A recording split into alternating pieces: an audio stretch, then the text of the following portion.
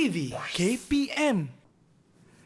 Assalamualaikum, salam sejahtera. Terima kasih kepada anda yang sedang menonton Didik TV KPM dan anda sedang bersama dengan saya Fizi, hos anda pada hari ini. Hari ini di dalam Sukses SPM 2022 Pecutan, Abang Fizi nak ajak semua yang sedang menonton kita pada hari ini sama-sama kita sediakan pen dan juga kertas sebab hari ini kita akan belajar tentang ekonomi kertas 2. Tapi sebelum tu jom kita berkenalan dengan guru kita pada hari ini.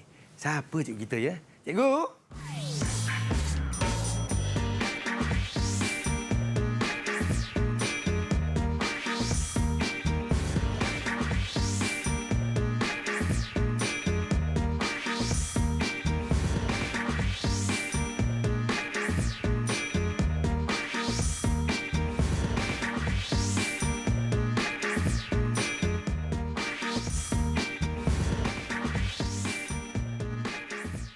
Bersama-sama dengan kita Cikgu Zainab pada hari ini. Apa khabar Cikgu? Baik Fizi. Sihat Cikgu ya? Alhamdulillah. Alhamdulillah. Dan kami tidak berdua, kita akan bersama-sama dengan juru bahasa isyarat kita. Kita bersama dengan Cikgu Muhammad Nazri Hussein daripada SMK Pendidikan Khas Persekutuan Perempuan Pulau Pinang, Malaysia.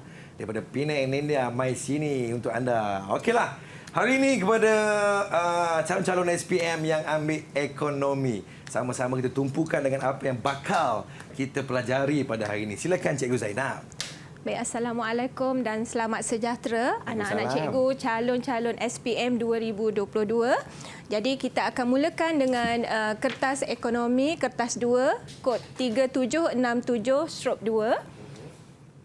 Okey, kita mula dengan format kertas 2. Kita ada dua bahagian iaitu bahagian A dan bahagian B. Bahagian A mengandungi 3 soalan iaitu soalan 1, soalan 2 dan soalan 3 di mana setiap soalan mewakili 20 markah. Jadi 3 soalan ialah 60 markah dan bahagian A ni wajib dijawab bagi semua calon. Okey, kemudian kita ada bahagian B. Bahagian B mengandungi 4 soalan bermula dengan soalan nombor 4, 5, 6 dan 7. Dan calon-calon dikehendaki memilih 2 sahaja soalan. Dan setiap soalan mewakili 20 markah. Jadi 2 soalan 40 markah. Dan dalam soalan bahagian B ni kita ada ceraian A, B, C. Dan salah satu ceraian ni merupakan soalan rubrik penskoran. Jadi nanti kita akan belajar bagaimana teknik untuk menjawab soalan rubrik penskoran. Baik, Cikgu. Okey. Jadi seterusnya kita lihat peruntukan masa yang diberi bagi kertas 2 ialah 2 jam 15 minit. Jadi dalam memilih soalan bahagian B ni kita kena pastikan ya calon-calon SPM kena pastikan bahawa memilih soalan yang benar-benar boleh jawab ya. Maksudnya kena baca semua soalan, pastikan keempat-empat soalan tu dibaca dengan teliti, kemudian baru kenal pasti mana soalan yang terbaik yang boleh dijawab dan jangan tinggalkan mana-mana pun ya. Calon tidak digalakkan menganggap bahawa soalan 4 dan 5 tu soalan yang mudah sedangkan 6 dan 7 tu soalan yang susah ya. Okey. Seterusnya, memandangkan soalan kita sekarang adalah berkaitan dengan soalan kebat, maka calon-calon dinasihatkan untuk mempunyai kemahiran berfikir secara kritis dan kreatif. Bagaimana seorang calon tu dapat berfikir dan kritis apabila dia boleh mencetuskan idea ataupun menjana idea yang baharu. Kemudian boleh membuat keputusan, menyatakan sebab atas keputusan yang dibuat tadi dan membuat penilaian. Okey, kemudian berfikir di luar kotak. Berfikir di luar kotak ni maksudnya calon-calon perlu berfikir luar dari kebiasaan. Ya, jangan bergantung semata-mata apa yang ada di dalam buku teks sahaja. Dan calon juga perlu menghubungkaitkan tentang isu-isu yang ada di dalam ekonomi dengan pengalaman hidup kita seharian, Fizi. Ya, contohnya apa yang berlaku di luar. Ya, kemudian boleh mengaitkan juga dengan topik-topik yang lain. Ya, kalau bab 1 tu kaitkan dengan topik bab 5 ataupun mata pelajaran ekonomi dikaitkan dengan subjek sains ataupun geografi dan sebagainya. Ya. Baik, faham cikgu. Ya. Cikgu, saya nak tanya cikgu, bila kita belajar tentang ekonomi ni, pastinya akan melibatkan pengiraan. Jadi boleh tak calon-calon SPM kita ni membawa kalkulator di dalam Dewan Peperiksaan, cikgu? Ya, memang kita memang kena bawa kalkulator. Ya, calon-calon memang kena bawa kalkulator. Ya. Dengar tu kawan-kawan. Ya. Tapi tak perlulah sampai bawa kertas graf ke. Tak ya. payah. Ya, yang penting kalkulator dan juga alat tulis. Baiklah cikgu, kita akan sama-sama selusuri dan juga sama-sama kita akan ulang kaji tentang ekonomi kertas 2. Sekejap aja lagi. Calon SPM jangan ke mana-mana, kita rehat seketika. Kita kembali selepas ini. Teruskan menonton Sukses SPM 2022 Pecutan Didik TV KPM. Didik TV KPM.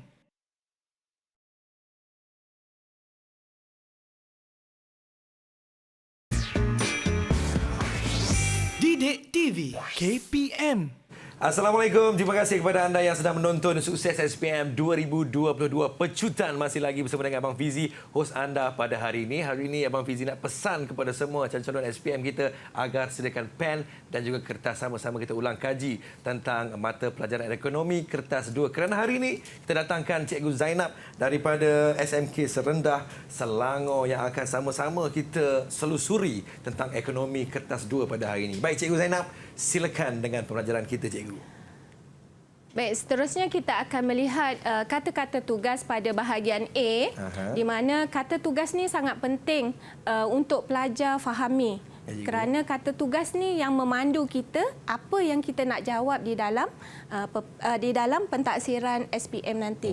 Jadi kata tugas yang biasa di dalam mata pelajaran ekonomi ialah jelaskan, terangkan, huraikan, mengapakah, nyatakan, bersetujukah, wajarkah, bandingkan, bezakan, hitungkan, berapakah, bagaimanakah, lukiskan dan ada beberapa lagi ya Fizi. Ya, okey, seterusnya kita pergi kepada kata tugas jelaskan.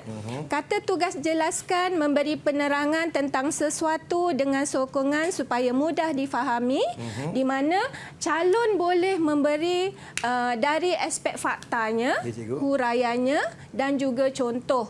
Dan jika memberi dalam bentuk fakta, pastikan fakta tu boleh berdiri dengan sendiri. Maksudnya dia ada maksud. Di mana kata tugas jelaskan ni dia sebenarnya lebih bersifat terbuka. Maksudnya selagi ada di dalam buku teks, selagi dia betul, kita boleh tulis di dalam kertas jawapan kita. Dan jawapan calon mesti memberi penjelasan dengan bernas dan membawa maksud. Okey, seterusnya kita lihat kepada contoh soalan ni. Jelaskan penentu permintaan yang menyebabkan keluk permintaan beralih ke kanan. 3 markah. Jadi cikgu nak ingatkan, bila kita dapat soalan, pertama kali kita kena lihat kepada kata tugas. Kemudian kita lihat kepada kata kunci soalan tersebut. Dan yang ketiga, kita lihat kepada markah. Kat sini markah 3 markah. Jadi apa yang kita boleh jawab kalau soalan jelaskan macam ni, ya? Okey, jawapannya pendapatan individu meningkat. Kalau kat sini kita lihat pendapatan tu sahaja ialah fakta. Fakta kalau murid menjawab pendapatan belum dapat markah lagi. Maksudnya dia kena pendapatan individu meningkat. Boleh berdiri sendiri dan membawa maksud. Faham, cikgu? Okey, faham Fizi ya? Faham, cikgu. Okey, kemudian cita rasa pengguna terhadap sesuatu barang meningkat. Ataupun kita boleh tulis, calon boleh tulis, orang menyukai barang tersebut. Ya? Kemudian akhir sekali, dasar kerajaan yang menurunkan kadar cukai. Maksudnya Cikgu, saya ada satu persoalan, Cikgu. Ya? Sekiranya calon-calon SPM kita ni menjawab di dalam bentuk point, Cikgu, adakah ia diterima? Untuk bahagian A boleh diterima. Cuma pastikan bila menulis dengan point tu ayat tu dia boleh berdiri sendirilah. Ya. Faham, Tapi nasihat cikgu sebaik-baiknya tulis dalam bentuk esei lah. Ya. Tak salah tapi lebih baik tulis dalam bentuk esei. Ayat yang lengkap, cikgu. Ayat yang lengkap. Ya. Faham, cikgu. Okey. Okey, seterusnya kata tugas terangkan. Memberi kenyataan berdasarkan proses dan juga alasan di mana calon dikehendaki menyatakan fakta dengan sokongan atau menjelaskan sesuatu dengan sebab. Di mana calon dikehendaki memberi satu fakta dan satu huraian ataupun satu fakta dan satu contoh. Sama ada pilihlah mana-mana satu yang calon boleh jawab. Ya. Kita lihat kepada soalan contoh Fizi. Terangkan dua fungsi wang. Terangkan, kata tugas terangkan.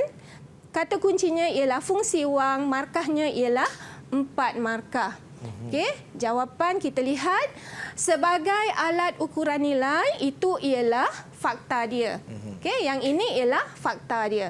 Kemudian contohnya harga sebuah buku ialah RM5. Ini ialah contoh. Kan tadi cikgu kata satu fakta, satu contoh. Ya, cikgu. Ya, kemudian yang kedua ialah sebagai alat bayaran tertunda. Yang ini fakta. Bayaran boleh dibuat secara ansuran. Ini ialah huraian. Jadi di sini 2 fakta, 1 contoh dan 1 huraian. Dapat markah 4. Faham, cikgu. Okey, faham ya? Faham. Okey, kita teruskan lagi dengan kata tugas huraikan. Kata tugas huraikan memperihalkan atau menceritakan sesuatu dengan panjang lebar atau terperinci dan teratur di mana calon dikehendaki menjawab dengan memberikan 1 fakta dan 2 huraian atau 1 fakta, 1 huraian dan 1 contoh. Kalau calon menjawab 1 fakta, 2 contoh boleh tak Fizi? Boleh, cikgu. Boleh. Tak boleh Fizi. Tak Dia boleh, kena 1 fakta, 1 huraian, 1 contoh. Kalau dia bagi kata tugas dia huraikan, cikgu. Ya, kalau dia bagi 2 contoh, Baik. dia cuma dapat 2 markah pada bahagian tersebutlah. Kita lihat ya. Contoh soalan untuk huraikan. Huraikan 2 fungsi wang. Cikgu bagi contoh soalan yang sama tapi menggunakan kata tugas yang berlainan. Huraikan, cikgu. Huraikan ya. Okey, kita lihat jawapannya. Jawapannya sebagai alat ukuran nilai itu ialah fakta. Nilai sesuatu barang dapat ditentukan dalam bentuk harga huraian dia. Kemudian kita bagi contoh pula, harga sebuah buku ialah RM5. Ya. Kemudian yang kedua sebagai alat bayaran tertunda. Bayaran boleh dibuat secara ansuran dan pembelian secara kredit. Jadi yang ini kita bagi dalam bentuk fakta, yang ni kita bagi dalam bentuk huraian, yang kini kita bagi dalam bentuk contoh. Yang ni fakta, yang ni huraian, yang ni huraian. Jadi kalau kita beri dalam contoh, 2 contoh, maksudnya contoh satu lagi tu kita tak bagi markah. Oh, tak dikira, cikgu ya? Tidak dikira. Faham, Ya. cikgu. Boleh ya? Okey, seterusnya kata tugas bagaimanakah? Memperihalkan atau memberi penerangan tentang cara atau langkah dan juga tindakan. Okey. Contoh soalannya, bagaimanakah kerajaan menggunakan belanjawan negara sebagai alat untuk mengawal inflasi? Ya, 5 markah. Ya, di sini sebenarnya ini ialah tajuk bagaimana kerajaan mengawal ketidakstabilan ekonomi negara. Jadi Fizi, suka cikgu ingatkan kita ada 2 ketidakstabilan. Satu ialah inflasi, satu lagi ialah kemelesetan ataupun deflasi. Jadi yang ini, soalan ni bagaimana menggunakan belanjawan. Kita ada 2 dasar iaitu dasar fiskal dan juga dasar keuangan. Jadi bila belanjawan, belanja mesti dasar fiskal lah. Ya. Okey, kita lihat jawapan dia. Menjalankan belanjawan lebihan. Maksudnya hasil lebih daripada belanja. Sebab tu kita dapat belanjawan lebihan. Kemudian menggunakan dasar fiskal menguncup. Ya, di mana dasar fiskal menguncup ni dia menggunakan 2 alat. Yang pertama, menaikkan kadar cukai kita boleh bagi contoh. Kat sini cikgu bagi contoh menaikkan kadar cukai pendapatan. Kita pun boleh bagi contoh-contoh yang lain lah. Ya. Okey, kemudian apabila kadar cukai pendapatan dinaikkan, pendapatan boleh guna kita berkurang sebab kita bayar cukai lebih. Jadi apa kesannya? Kuasa beli kita berkurang. Bila kuasa beli kita berkurang, maksudnya harga akan jatuh dan inflasi terkawal. Okey, alat yang kedua melalui perbelanjaan. Ya, kerajaan akan menurunkan perbelanjaan kerajaan di mana kerajaan akan menangguhkan projek pembangunan yang kurang penting.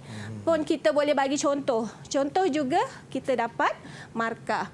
Kemudian apabila projek pembangunan dikurangkan, peluang pekerjaan masyarakat akan berkurang dan pengangguran akan meningkat. Apabila orang tak ada kerja, apa Fizi jadi?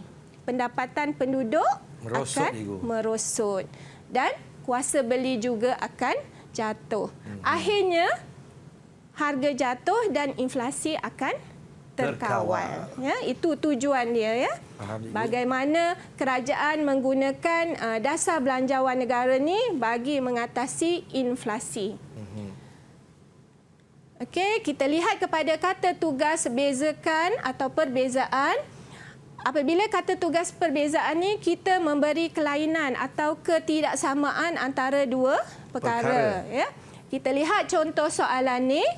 Rajah di bawah menunjukkan keluk permintaan bagi suatu barang. Rajah 1 dan rajah 2.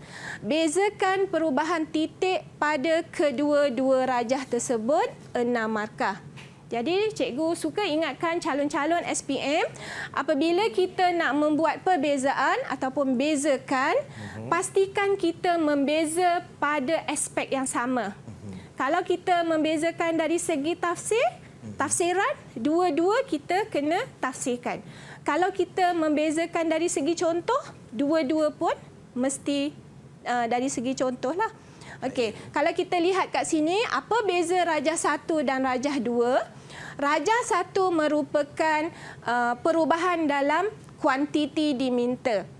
Rajah 2 merupakan perubahan dalam permintaan. Tu beza dia, Fizi. Okey. Yang kedua, kita lihat dari segi apa yang pergerakan titik itu.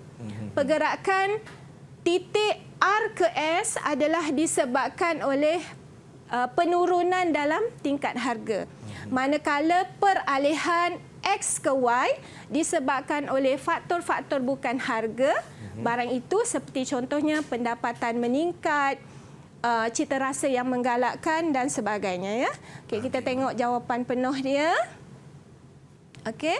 Yang ke B tadi dikenali sebagai pengembangan permintaan, pada rajah 2 dikenali sebagai pertambahan permintaan. Okey, boleh Fizi setakat ni? Boleh cikgu, faham cikgu. Okey, seterusnya kata tugas bandingkan. Kata tugas bandingkan maksudnya kita kena memberi persamaan dan perbezaan. Ya, kalau bagi perbezaan sahaja belum dapat markah yang maksimum lah. Ya, kena ada sekurang-kurangnya satu persamaan. Okey, kita lihat soalan contoh dia. Gambar di bawah menunjukkan input-input yang digunakan dalam proses pengeluaran. Kita ada input ni, input A, input B. Bandingkan kedua-dua input tersebut. 5 markah. Input A tu gambar apa, Fizi? Lori, cikgu. Lori. Input B? Ada orang tengah menjala. Buruh. Jadi, kita lihat jawapannya betul tak? Okey, kita lihat persamaannya. Baik. Persamaan input lori dengan buruh tadi, input tetap dan input berubah tadi, kedua-duanya wujud dalam jangka pendek. Itu persamaan dia, Fizi. Jadi kat sini cikgu tulis 2 tapi ambil 1 je. Faham, cikgu. Okey, kemudian kita melihat pada perbezaan. Input A merupakan input tetap, input B merupakan input berubah.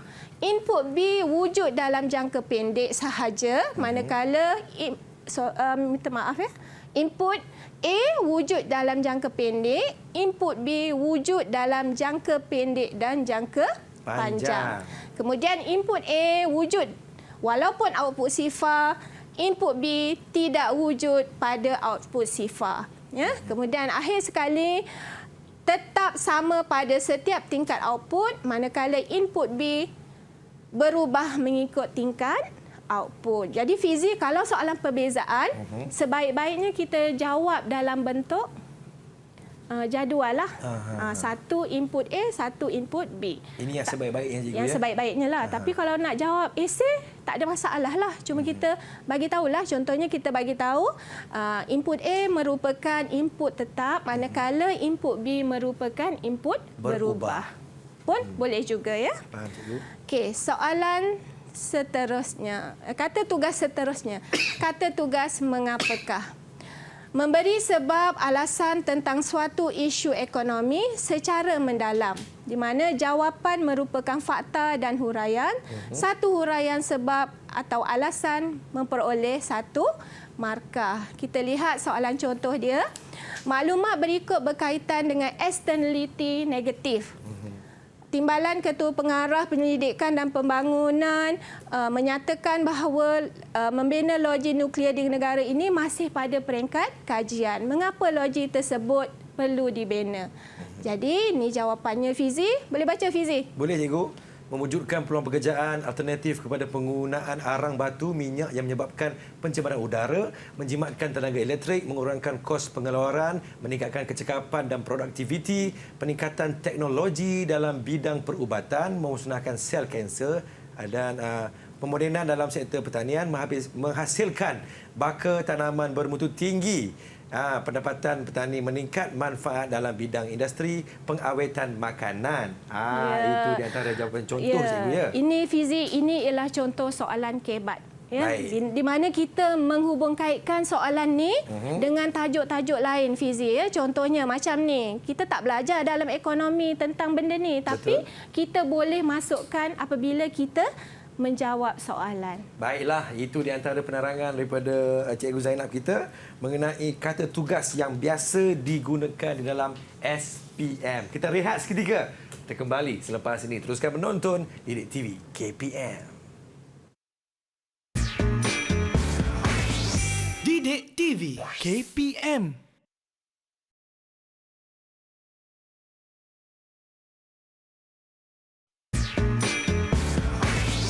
Didik TV KPM.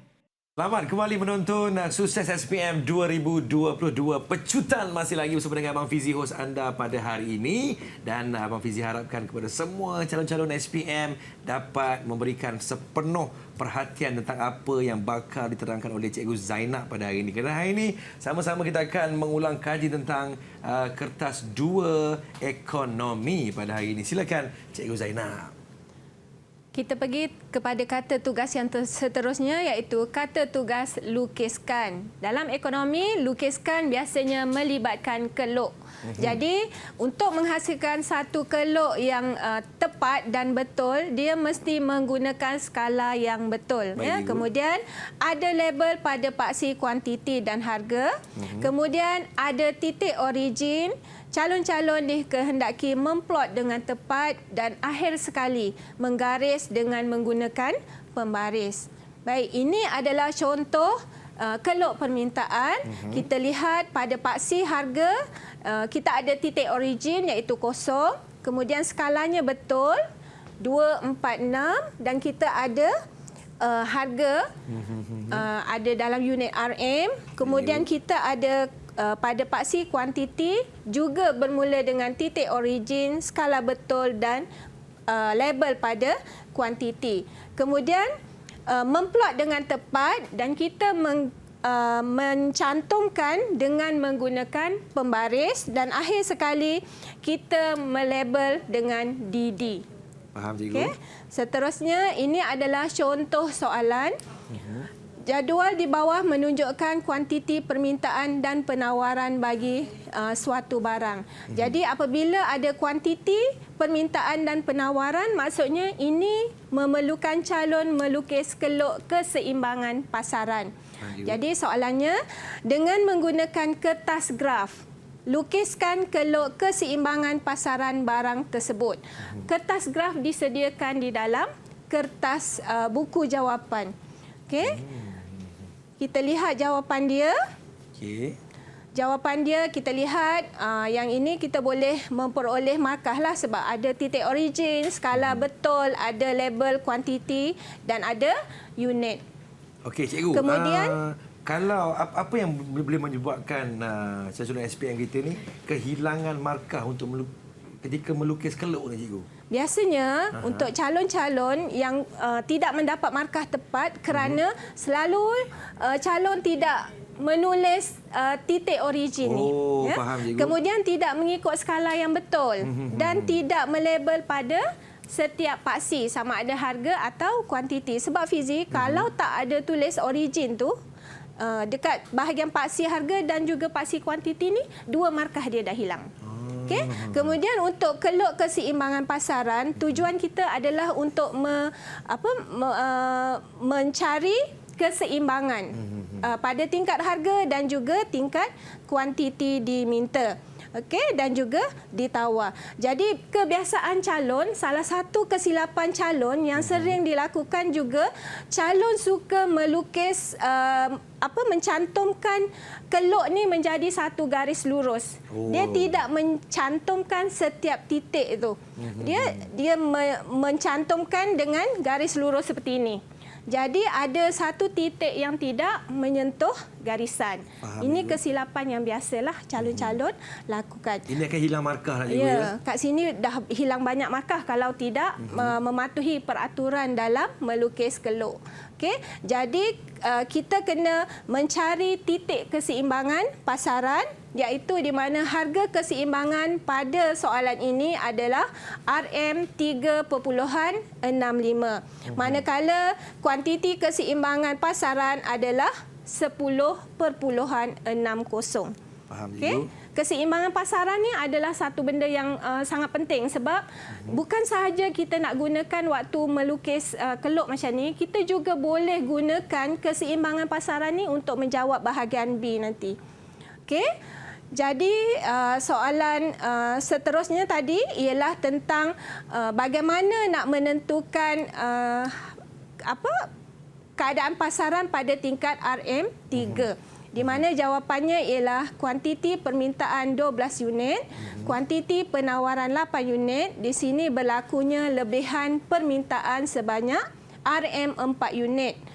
Iaitu 12 unit kita tolak dengan 8 unit dan harga cenderung naik.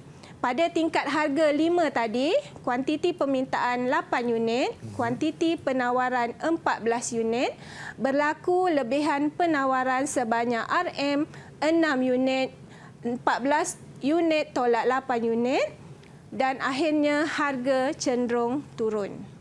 Faham, cikgu? Okey, boleh ya? Boleh, cikgu. Okey, sekarang kita lihat kata tugas hitungkan. Okey, kata tugas hitungkan ni memerlukan calon memberi jalan kerja. Kita tambah dengan rumus jika ada rumus dan juga jawapan akhir. Ya, soalan hitungkan ni tak sama dengan soalan berapakah. Kalau soalan berapakah, kita terus memberi jawapan akhir sahaja. Okey, ini ialah soalan contoh bagi soalan hitungkan. Jadual di bawah berkaitan dengan fungsi pengeluaran jangka pendek. Ya, kat sini kita ada jadual dia. Soalannya hitungkan nilai P dan nilai Q. Soalan kata tugas hitungkan 4 markah. Jadi jawapan dia kita lihat, kita semak. Okey, macam mana kita dapat P?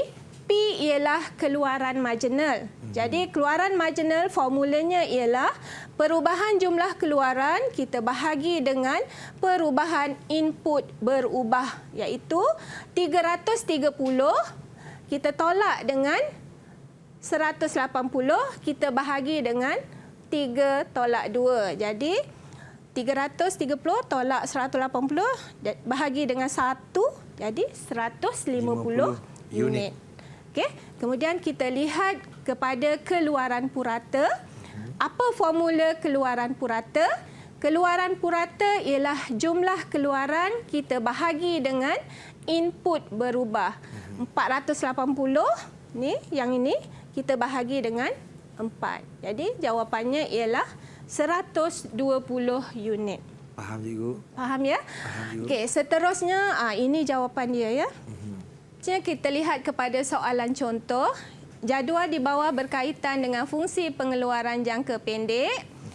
Jelaskan hubungan antara buruh dengan keluaran purata dan keluaran marginal. A, buruh 0 hingga 3. Jadi berdasarkan kepada buruh hingga 3, kita lihat keluaran puratanya meningkat, keluaran marginalnya juga meningkat. Dan di situ cikgu ada tandakan, bulatkan tu maksudnya itu adalah keluaran marginal yang paling maksimum. Sebab kita belajar tajuk keluaran, firma akan mengeluarkan pada keluaran yang maksimum. Okey, jadi jawapannya untuk buruh 0 hingga 3, keluaran purata meningkat, keluaran marginal meningkat dan keluaran marginal maksimum pada buruh ketiga. Okey, yang ke B, buruh 3 hingga 4, 2 markah. Kita lihat buruh 3 hingga 4, kita lihat keluaran puratanya meningkat, keluaran marginal menurun. Kalau kita lihat kat situ ada tanda bulat tu ialah yang maksimum. Jadi keluaran purata maksimum pada buruh yang keempat.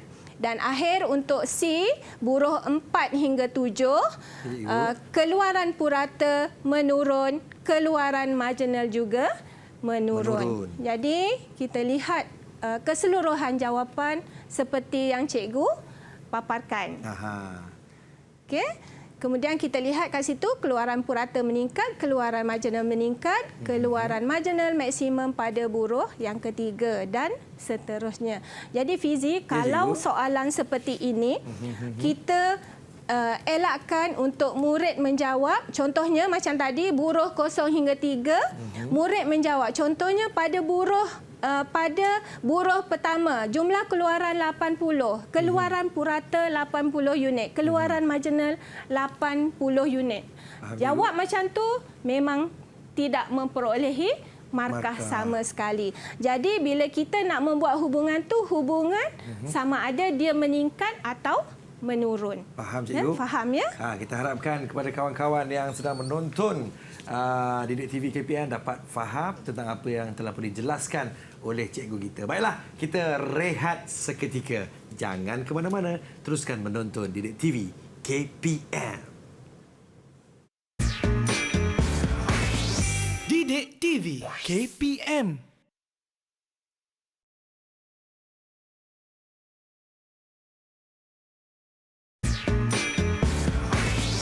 Didik TV KPM. Sukses SPM 2022 pecutan masih lagi bersama dengan Abang Fizi, hos anda pada hari ini. Nampak tak di tangan Abang Fizi ada pen dan juga kertas. Saya harapkan juga kepada calon-calon SPM kita adakan pen dan juga kertas dan fokus tentang apa yang bakal diterangkan oleh Cikgu Zainab kita daripada Sekolah Menengah Kebangsaan Serendah. Sama-sama kita selusuri, kita ulang kaji tentang mata pelajaran Ekonomi Kertas 2. Cikgu Zainab, silakan cikgu. Baik, seterusnya kita akan lihat kata tugas bahagian B. Kata tugas bahagian B seperti bersetujukah, wajarkah dan beri alasan ya. Kemudian kita ada kemukakan hujah, beri pendapat anda. Kata tugas bincangkan, buktikan, cadangkan. Ya. Seterusnya kata tugas bersetujukah, wajarkah, beri alasan anda.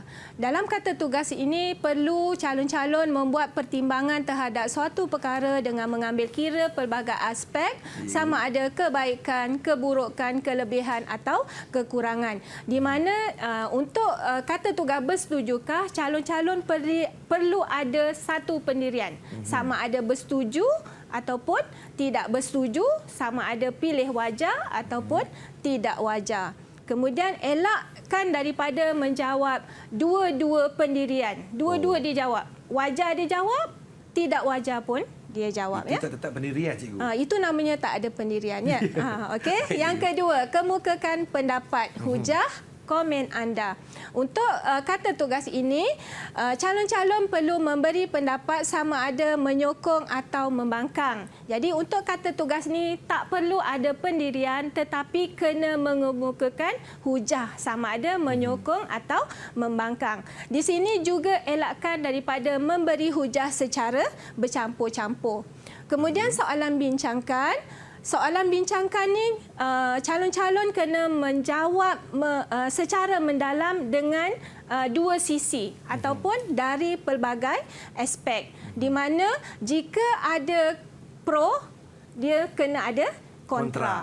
Kalau ada positif, mesti ada negatif. Kalau ada kebaikan, mesti ada keburukan. Jadi elakkan menjawab satu sisi sahaja. Okey, kemudian untuk buktikan, menyatakan kebenaran dengan contoh, fakta sebagai sokongan. Macam mana nak membuktikan? Melalui jadual. Contohnya jadual jadual permintaan, jadual penawaran. Kemudian rajah dalam ekonomi mestilah menggunakan keluk. Kemudian yang ketiga, melalui pengiraan. Contohnya kira untung, kira upah benar dan sebagainya. Dan yang keempat, menggunakan dapatan daripada ahli ekonomi. Contohnya hukum atau teori. Okey. Sekarang cikgu nak bagi macam mana kita nak menjawab tips untuk bahagian B. Okey, jawab ikut kata tugas dan kehendak soalan. Macam bahagian A sama ya. Kemudian jawab secara terperinci dan mendalam. Tidak perlu banyak fakta. Maksudnya ada satu idea, kembangkan dengan mendalam. Jawapan bukan sepenuhnya daripada buku teks. Beri jawapan merentas tajuk. Maksudnya kalau tajuk bab 1 boleh dikaitkan dengan tajuk bab 2, 3 dan seterusnya. Kemudian beri contoh semasa. Contohnya apa yang berlaku dalam kehidupan sebenar, isu-isu ekonomi dan sebagainya.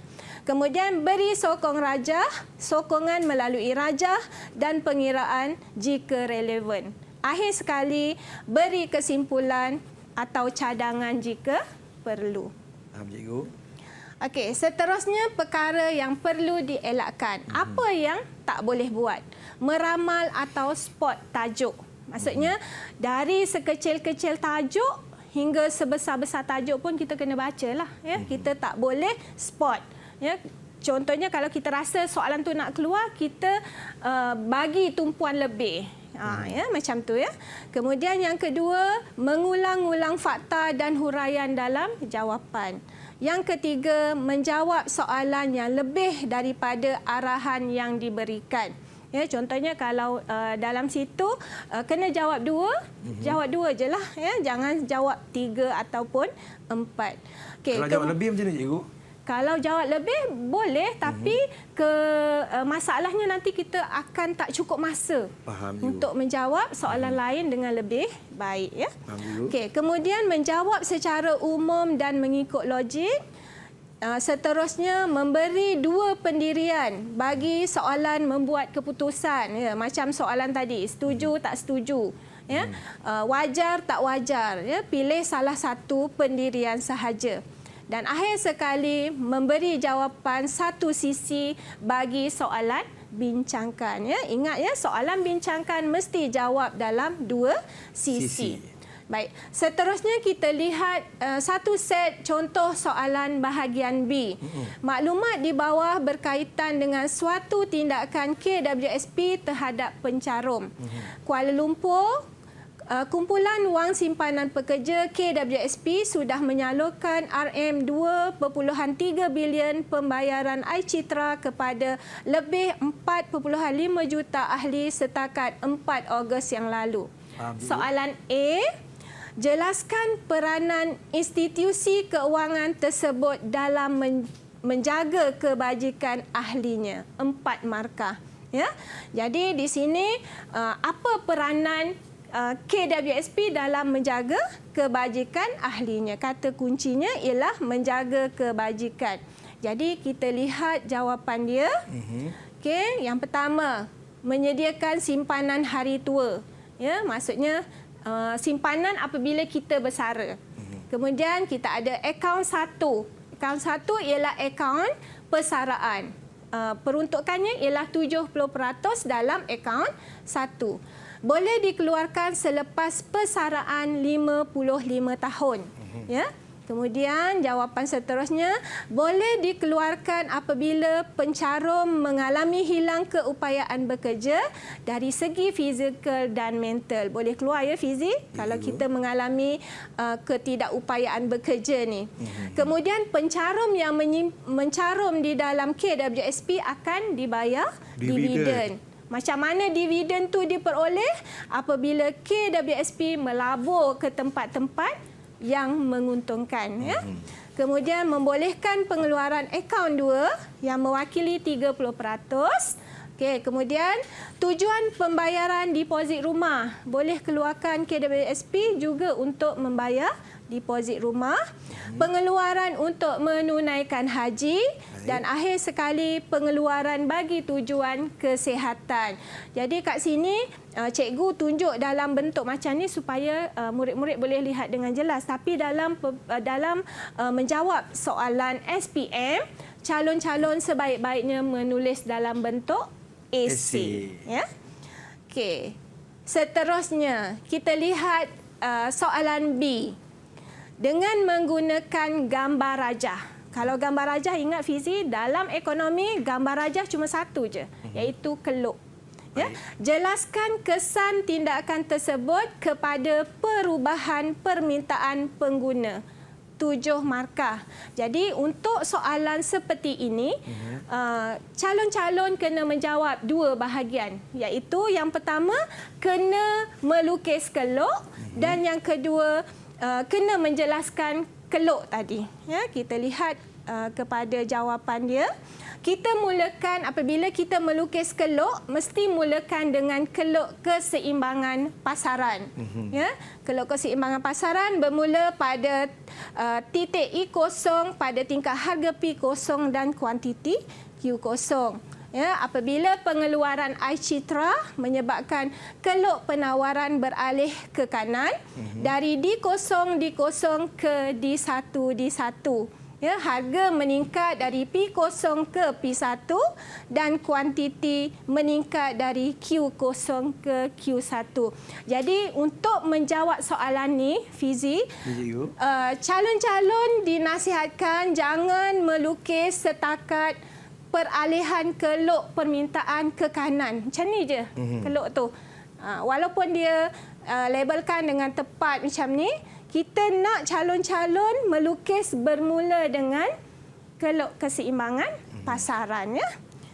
Okey, ini ialah keluk yang lengkap. Kemudian ni huraiannya berdasarkan kepada huraian tadi yang cikgu dah bacakan. Ya.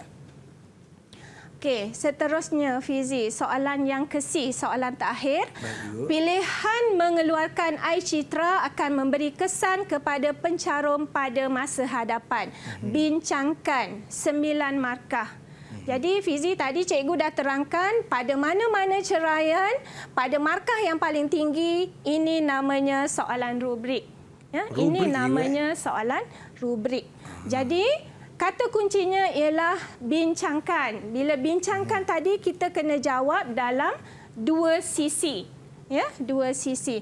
Jadi di sini cikgu paparkan contoh jawapan bagi soalan tadi. Pengeluaran I Citra memberi kesan positif, sisi yang pertama, kepada pencarum pada masa hadapan. Okey? Kalau Fizi dapat duit I Citra. Fizi nak buat apa? Saya akan membuka sebuah perniagaan burger, cikgu. Buka perniagaan lagi? Saya akan, kalau boleh, besarkan lagi perniagaan saya, cikgu. Okey, lagi? Saya akan, kalau boleh, saya nak memperbaiki rumah. Boleh, cikgu? Boleh. Jadi macam-macam idea. Apabila calon-calon ada idea, untuk menjawab soalan rubrik ni, calon kena ada idea. Mula-mula sekali, senaraikan semua idea yang ada. Kemudian pilih satu idea yang terbaik yang kita boleh kembangkan. Ya. Jadi yang Fizi jawab tadi, cikgu pilih membuka perniagaan. Ya. Kemudian kita lihat apabila membuka perniagaan, contohnya, bagi contoh berdasarkan kepada duit tadi, bagi contoh. Contohnya membuka gerai burger, kemudian peniaga dapat untung Bila dapat untung, taraf hidup meningkat. Nampak tak? Dia punya pengembangan tu. Ya. Kemudian keuntungan tadi boleh digunakan untuk membesarkan perniagaan atau buka cawangan. Ya, kemudian ini dapat dibuktikan melalui keluk penawaran beralih ke kanan. Ini yang cikgu kata tadi. Apabila menjawab soalan rubrik, salah satu cara murid ataupun calon nak dapat cemerlang ialah dengan menghubung kait dengan keluk ataupun dengan rajah. Ya, ini contoh rajahnya. Okey, kemudian kita huraikan rajah tersebut. Ya, bermula pada keseimbangan asal, kemudian bila lebih banyak cawangan dibuka, keluk penawaran beralih ke kanan dari S0 ke S1 S1. Jadi harga menurun dari P0 ke P1. Keseimbangan baru pada titik E1 pada tingkat harga P1 dan kuantiti Q1, ya, di sini, ya.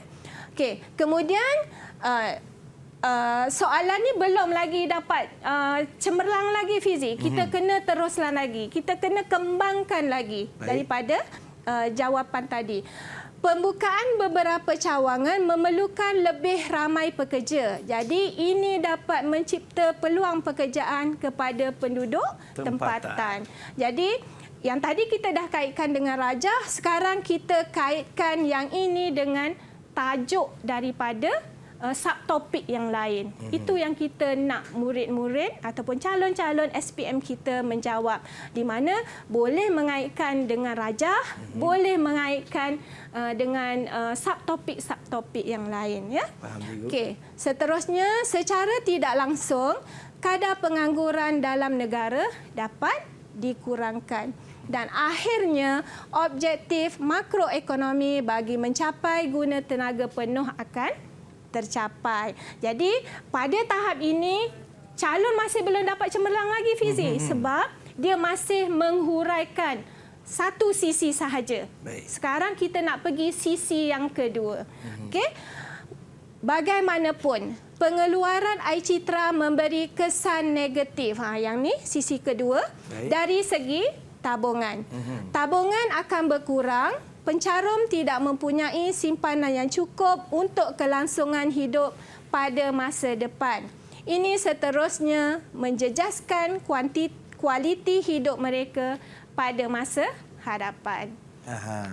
Itu dia antara penerangan yang diberikan oleh cikgu kita pada hari ini. Cikgu, boleh cikgu rumuskan tentang apa yang kita pelajari pada hari ini, cikgu? Baik, pada hari ini kita telah mempelajari bagaimana teknik untuk menjawab soalan bahagian A dan juga bahagian B. Jadi, untuk calon-calon SPM, cikgu nasihatkan untuk semua calon bersedia fahami kata-kata tugas dan juga bersedialah dengan kalkulatornya, alat tulisnya dan sebagainya. Yang penting jangan tinggalkan kertas jawapan tu dengan kosong. Baik. Cuba menjawab. Terima kasih kepada Cikgu Zainab kita daripada Sekolah Menengah Kebangsaan Serendah Selangor, dan terima kasih kepada Cikgu Juru Bahasa Isyarat kita, Cikgu Muhammad Nazri Hussein daripada SMK Pendidikan Khas Persekutuan Perempuan Pulau Pinang, Malaysia, dan terima kasih kepada semua calon-calon SPM yang sedang menonton sukses SPM 2022